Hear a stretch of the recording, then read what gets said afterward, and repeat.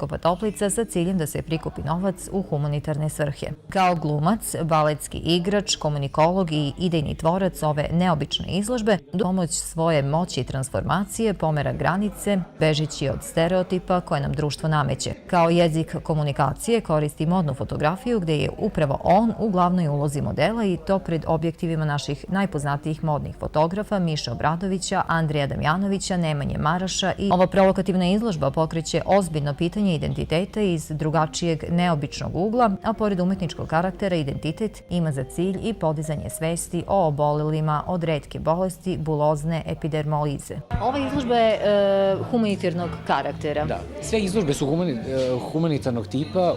Prva je bila u Beogradu, tamo smo pomogli ljudima obolelim od bulozne epidermolize. Kako je to bolest?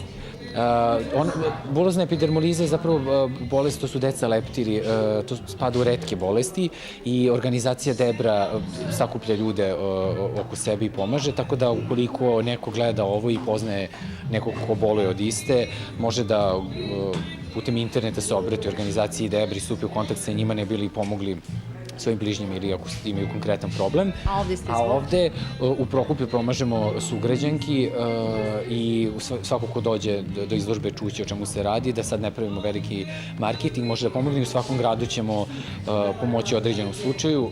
Posle Prokuplja sledeća destinacija je Niš 21.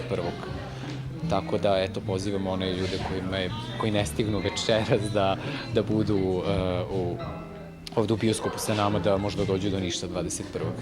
Posetioci su sinoć imali priliku da vide fotografije nastale u periodu od 2002. godine do danas. Od nagog do horor izdanja, ova izložba, kako autor i sam kaže, nekoga može da inspiriše, nekoga da iritira, ali nikoga neće ostaviti ravnodušnim. Ono što je veoma važno jeste i humanitarni karakter ove izložbe. Nakon Prokuplja, izložba će biti prikazana u Nišu, a onda i u ostalim gradovima širom Srbije.